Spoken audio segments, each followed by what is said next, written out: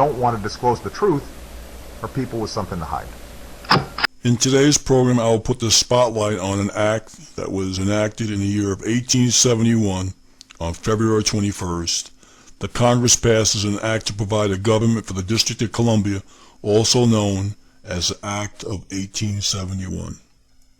What I am about to share with you today is a premise for all the things that are happening here today in the year 2012. When you fully understand the ramifications of the past, you will then fully understand the ramifications of the present, and you will know how to change the future. And here is where our story begins.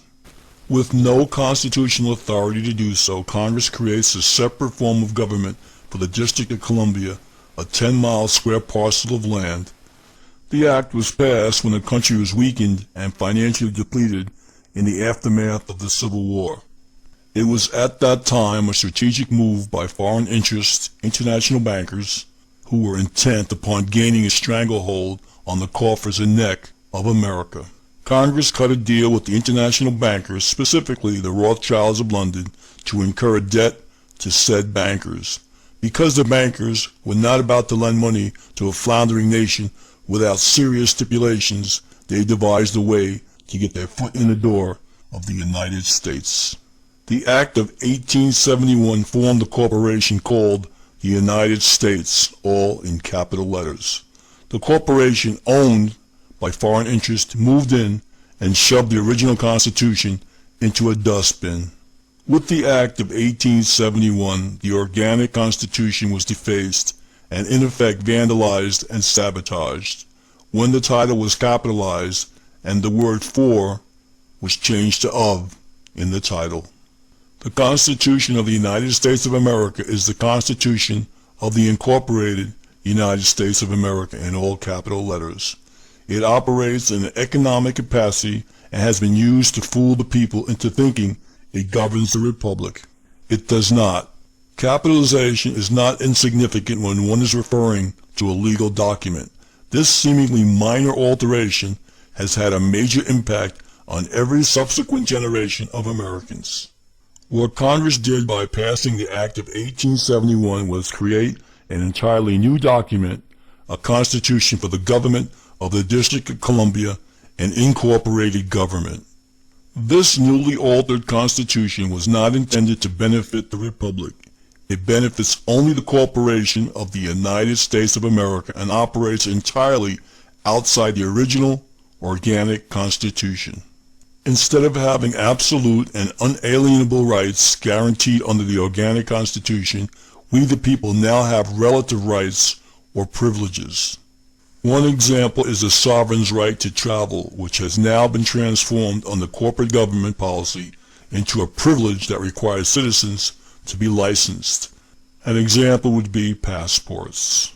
By passing the Act of 1871, Congress committed treason against the people who were sovereign under the grants and decrees of the Declaration of Independence and the organic Constitution. The Act of 1871 became the foundation of all the treason since committed by government officials. The United States isn't a country, it's a corporation. In preparation for stealing America, the puppets of Britain's banking cabal had already created a second government, a shadow government designed to manage what the common herd believed was a democracy, but what was really was an incorporated United States. And conspiring together, this two-headed monster disallowed the common herd all of their sovereign rights under the original Constitution.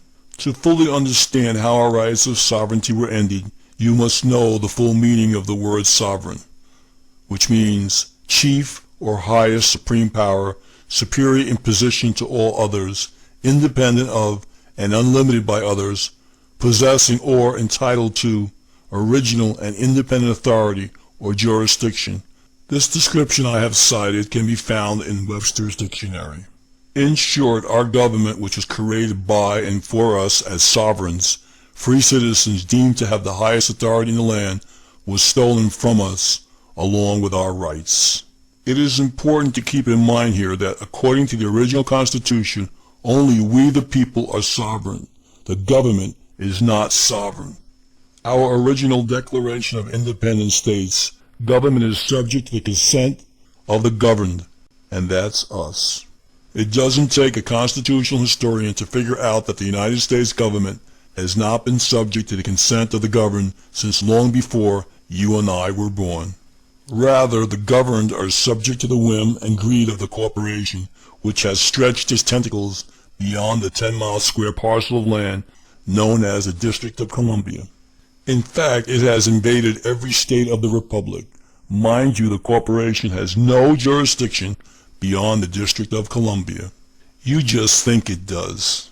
You see, my friends, you are presumed to know the law, which is very weird since we the people are taught nothing about the law in school. We memorize obscure facts and phrases here and there, and our teachers only gloss over the Bill of Rights. And our schools, which are controlled by the corporate government, don't delve into the Constitution of Death. After all, the corporation was established to indoctrinate and dumb down the masses, not to teach anything of value or importance. And certainly no one ever mentioned that America was sold out to foreign interests, and that we were beneficiaries of the debt incurred by Congress, or that we were in debt to the international bankers. Yet for generations, Americans have had the bulk of their earnings confiscated to pay a massive debt that they did not incur. There has been an endless stream of things the people were not told, and now that you are being told, how do you feel about being made the recipient of a debt without your knowledge or consent? After the passage of the Act of 1871, Congress set a series of subtle and overt deceptions into motion, deceptions in the form of decisions that were meant to sell us down the river. And over time, the Republic took it on the chin until it was knocked down and counted out by a TKO. With the surrender of the people's gold in 1933, the common herd was handed over to illegitimate law. And I'll bet you weren't taught that in school. And now the final snapshot. Our corporate form of governance is based on Roman civil law and admiralty or maritime law, which is also known as the divine right of kings and the law of the seas, another fact of American history not taught in our schools. And here's another wake-up call for you. Roman civil law was fully established in the 13 colonies before our nation began, and then became managed by private international law. In other words, the government created for the District of Columbia via the Act of 1871 operates solely under private international law, not common law, which was the foundation of our constitutional republic. And it is this fact that has impacted all Americans in concrete ways. For instance, although private international law is technically only applicable within the District of Columbia and not in the other states of the Union, the arms of the Corporation of the United States are called departments. As an example, the Justice Department, the Treasury Department, and those departments affect everyone, no matter where and what state that you live. Guess what? Each department belongs to the corporation, to the all capital letter United States. I now pose the question, how do you feel that you know that you are now being ruled by a corporation? A corporation that operates under Roman civil law outside the original Constitution. I challenge everyone listening to contact their congressman and see what they have to say about this. Congress is fully aware of this deception. What this great deception really means is that the members of Congress do not work for us, for you and me. They work for the corporation, for the all capital letter United States. Is it any wonder why we can't get Congress to do anything on our behalf or meet our demands or answer our questions? And here's the bottom line. Technically, legally, or any other way you want to look at this matter, the corporate government of the all capital letter United States has no jurisdiction or authority in any state of the Union, the Republic, beyond the District of Columbia.